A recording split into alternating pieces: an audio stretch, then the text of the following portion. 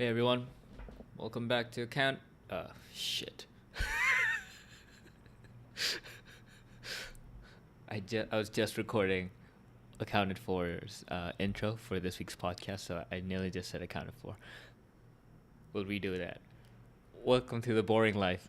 Oh, it's so hard, It's just so hard when you have so many different things you're producing every day. And I think this is I usually do three things weekly. I got the newsletter, the blog, the podcast, and now a vlog. And I have to get back on top of my book reviews as well. That was the fifth thing, and I'm thinking about another podcast. So, six things. Oh man. Um.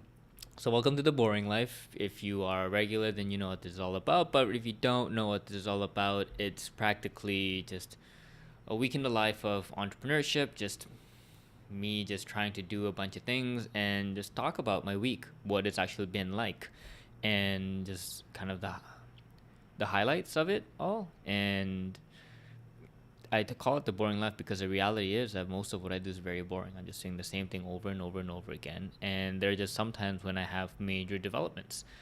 Fortunately, this is one of those weeks. So I am very pumped to talk about this week. So this past week that I'll be talking about is from May 6th to May 12th.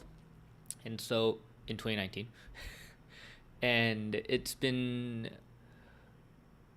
like one of those weeks where all this years worth of shit I've been climbing through is I feel like I can see the light at the end of the tunnel, or at least it's like you're running a marathon and you're just dying for water, and someone just throws a water bottle at you, and you're like, thank God, now I can go a little more. Um, so let's see, which one should I talk about first? So big one is this is kind of more of a celebrity moment for me, and it might not be applicable to you, or you might go like, why is this such a big deal? So if you've read the book Predictably Irrational, or you are in any way curious about psychology and human behavior, you will know the author of the book and the very famed human behavioral psychologist Dan Ariely. He teaches out of Duke University, has a whole kind of research institute there, and he also has a documentary on Netflix called Dishonesty as well. And so I've been a big fan of Dan's work for a while and watched a lot of his lectures. And I recently caught a podcast interview that he did where he talks about his new venture, Irrational Capital, where it's a hedge fund that partnered with one of my other idols, Jeff Ubben of Value at Capital, and they invest in companies all based on like human-centric metrics, where they don't look at financials and they look at other things, the qualitative stuff that people just completely ignore. And so that just you know resonated with me, being so passionate about human capital. And I thought, oh, this is so cool. This is it. Should I email Dan? Oof, I wonder if he'll reply. And so this, it's like my girlfriend emailing Shawn Mendes. It's kind of like that. you know I don't like, these are my celebrities based on what I think their achievements are actually valuable to. And so I learned about this stuff like a few months ago, and I thought, okay, well, I want to add some value to his life and show that I'm doing stuff that's relevant and doing more of the work. And so I could send a lot of the different articles and research papers I've done, but a recent one I've been working on that I actually published last week was called Quantifying Return on People. And long story short, spoke to about 100 companies in Toronto. Most of them don't care about people. They say they do, but they don't care. And then the 10% that care, they go, okay, well, the biggest excuse I can make to you is that I don't know how to quantify it. And so I found a way to deconstruct the balance sheet, deconstruct all the financial statements to make it a very human-centric thing. It seems very commonsensical, but nobody does it. And so I wrote that research paper, and I sent it to Dan Ariely. I had his email. I wrote a long 5-paragraph email for that. And I figured, what the heck? I hope he replies. I got a reply. It's an automated email saying I don't do emails. And if you want to contact me about giving speeches, then let's send it to this X email or use this contact form, which only allows 500 characters. And I thought my essay is not gonna, my 5 paragraph email is not gonna fit there. But I thought I guess I'll have to adjust it. An hour later, I get another email. This is actually from Dan Ariely. And this was sent from his iPhone, and I know he's in Amsterdam right now because his travel schedule is public and I'm that much of a stalker.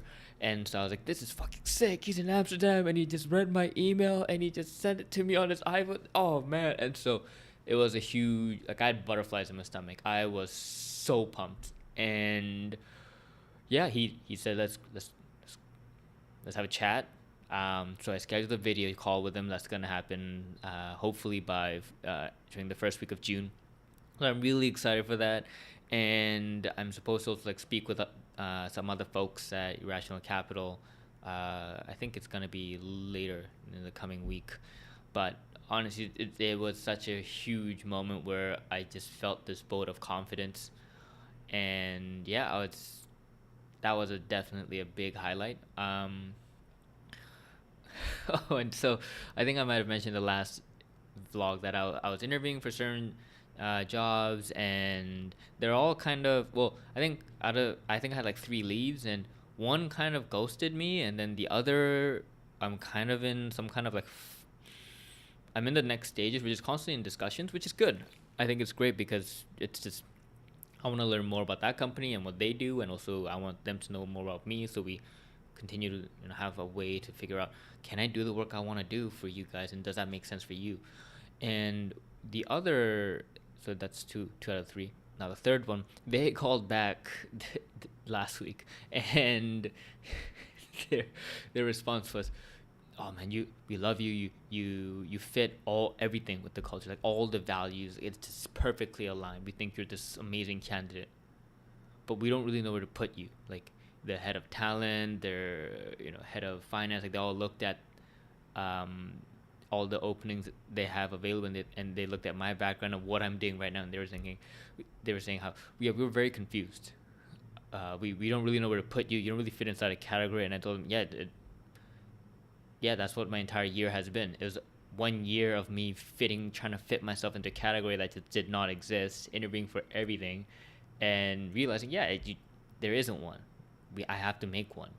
And so that kind of ended that way, where they said, yeah, we want to keep you on a short list, and we like you, and we want to continue talking with you about potentially having you join us. And so we kind of have that, I guess, like, on-off relationship now. So that was cool, getting that kind of validation. So that was nice. I also had some pretty cool interactions with my fans today. And so if you were watching this, thank you. I really appreciate it. So 2 particular fans, one from Russia. That was so cool. I thought it was so cool. His name was actually in Russian characters in the email. So I thought, oh, fuck, this is so sick. And I could definitely tell he was really trying to communicate in English, and I really appreciate it. And so I felt that, okay, if we had a call, it might be harder for him to communicate with me. So we've just been doing a lot of email back and forth of me trying to give advice, trying to help him out in his career. And so that was really cool. And yeah, I was really happy that I got, this amazing fan mail. It was really nicely worded and everything too, from overseas. And I also met a university student from Ontario, and we had a long, great conversation. And it was great just to have a younger audience reach out and tell me about how the podcast was helping and how apparently spreading in his university. So that was awesome. It's just awesome to hear. And I right at this point, I love meeting fans. I love hearing about how the podcast can help them or has helped them, and it also just gives me more motivation every time to do better work and to continue doing the work. So yeah, thanks to my fans for continuously supporting me. And I also got approached by another fan at the gym, which was pretty cool. She saw the vlog and recognized me at the gym, so that was really cool. And so if you're watching the vlog now, thank you, I appreciate it. You know who you are. I don't really get many fan mails, so it's very obvious what I'm talking about. And yeah, other than that, I think this week also had just a lot of very fascinating conversations. I recorded one where I was talking to a co-founder of a startup. I just don't want to give too much details because I don't want to give all of it away for the podcast that's gonna come out. So bear with me. But I think one fascinating thing was just we had a hour long episode and we just talked in depth about like the Finnish culture that the co-founders from. And I just love hearing about other countries and what people are like, and it's just another facet into human behavior. So I thought that was fascinating. And then after the podcast, we spoke for like a whole hour and a half about human capital and org design, and so that's just right up my alley. So that was a lot of fun. And he's very he embraces radical candor, and so it was really fun having that kind of honest discussion where he would push back on my philosophy or my approaches, and then I would push back. And so it was nice to have that kind of intellectual discussion. And I also met a polymath. Like, I don't really call people polymaths often, and this individual was definitely a polymath. He's currently based out in Colombia, the country Colombia, not the U.S. state. Sorry, that's Columbus. Yeah, right. Yeah, my bad. But yeah, so he's in Colombia right now, and I think he's Canadian. I'm not sure. He lived in Toronto for a bit, but he's this like full stack engineer slash designer slash psychologist.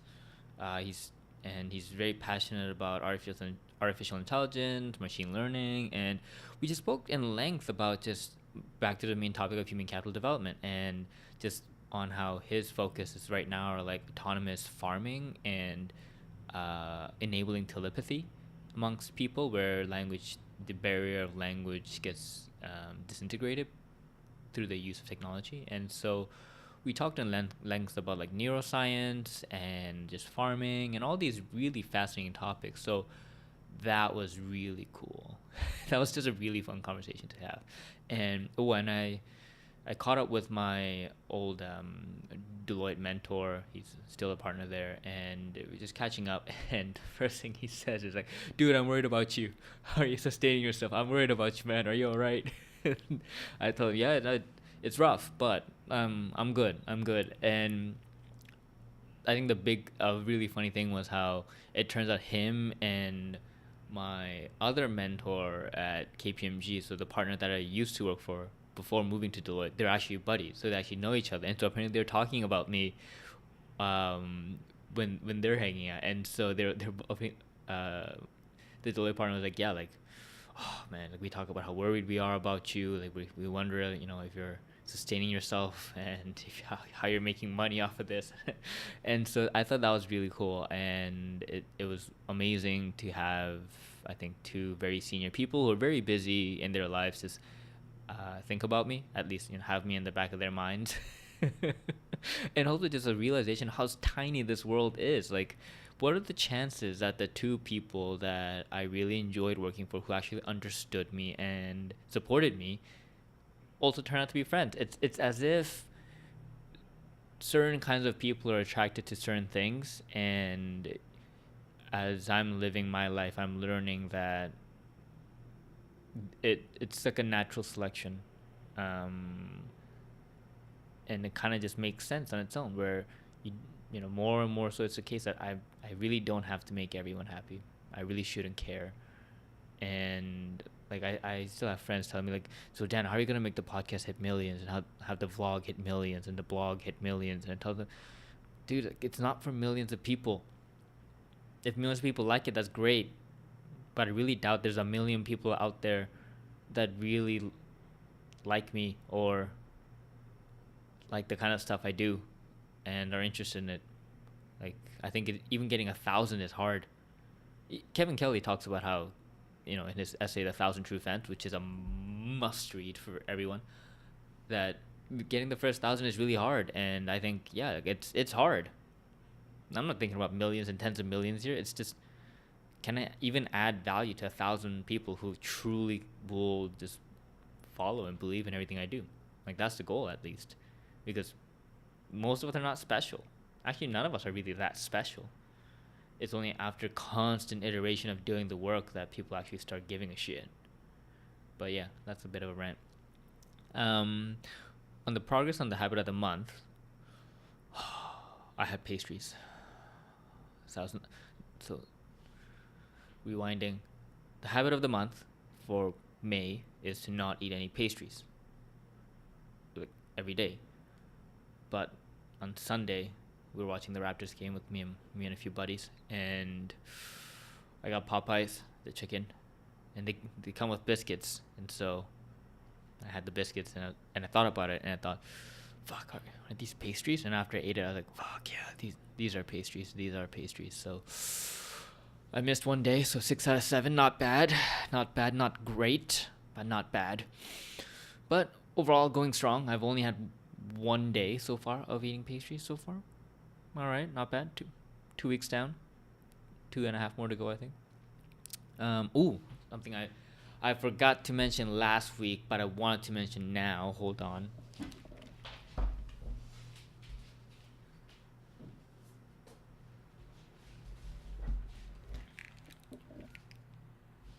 Testing sound. Okay, all good. So I had Steven Shitletsky. He works with Simon Sinek, and I think I talked about him in the previous vlog. So he came and interviewed for the podcast, and I don't think I mentioned that he gave me a book. So first he gives me a token, which is amazing, and then he gives me a book. So Steven, if you're watching, thanks a lot. It means a lot, and I really appreciate it. It's really cool stuff. Like, I thought about buying this book. It's called Find Your Why, and it's because I read Start with Why, and after I read it, I was confused on, okay, so how do I find it? But I think on that journey of my own, I kind of found my own way of figuring that out by doing a lot of self-awareness and introspection. But this book would have been handy, and I still think that it will be handy, because I think as I progress through my life that I'm gonna go on a journey where I'm gonna be lost a lot of times.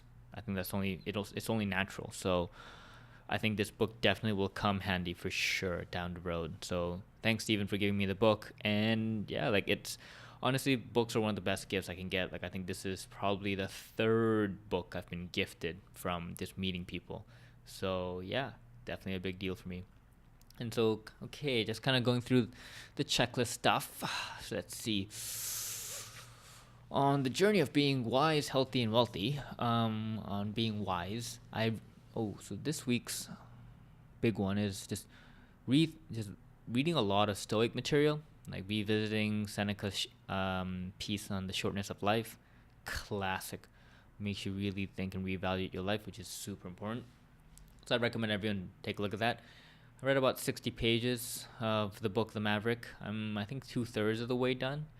Just past 2/3, I think. So moving closer to my next book. I haven't decided which one I'm going to read yet. I have a whole, like, if you look, I'm trying to find a finger. That area is where I kind of have a stack of books where it's a to-read list. I think about 7 there. Yeah, so I got to do that. The Path of Being Wealthy. So the platform update. The essay is quantifying return on people. That's a big highlight essay for me. I started sending it out to everyone, and also Steven Shidletsky has also shared it on LinkedIn, and I've been getting a lot of love for that. So you watchers, check it out, read the essay, be inspired. The podcast interview last week was with Marlon Rodriguez, the head of product at FlexDay. Still a huge supporter of FlexDay right now. I use it every day practically, and the chat with Marlon was super fun. Honestly, like, we just go off in a lot of different tangents, and the first time we met, we just talked about family for about an hour and like genocides and culture and stuff. So I just really hit a groove talking to Marlon. It was a lot of fun, and his story is very fascinating. It's like he went to Waterloo like me, but he was a math major, and then he went to go operate a hostel, and that was practically the inflection point of him being in startups for the next like 10 years. But it's a very good story, especially if you feel like you're lost, like you're young, like you're in your early mid-20s, and you feel like you're lost. definitely check out Marlon's story because he was like that too. And I'm being healthy. Average fasting hour was about 17 hours this week. The only time I didn't hit 16 was on Saturday. I hit 15, but just meeting time and all that wise, it just ended up that I could only get to like 15 hours. I thought, fuck it. The main goal is to go past 14 anyways, so still winning. Yeah, sauna twice a week, gym 4 times a week, cardio twice a week. Trying a new thing where I actually do the sauna and cardio in the mornings. See how I feel, see if that kind of rejuvenates my energy. And yeah, that's about it. So that's how the week's been progressing. It's been a really fun week.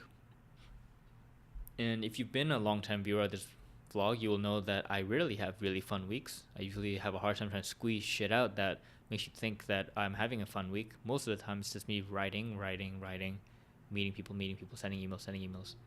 It's basically what I do, and lifting a lot of heavy stuff. Oh, before I let you off to watch my training videos, if you care, I saw a notification on YouTube where someone left a comment and they said, Magnifique and merci. I forgot your username, but thank you. That's the first comment I got, and it's French. It's amazing. Now I have a French audience. It's getting all global, so thank you for that. And if you're watching again, merci. It's like merci. I think that's the proper way of saying it. Oh, it's been so long since I've said French. But yeah, thanks for tuning in, and take care. Bye-bye. Enjoy the training videos. But yeah, until next week. Peace out.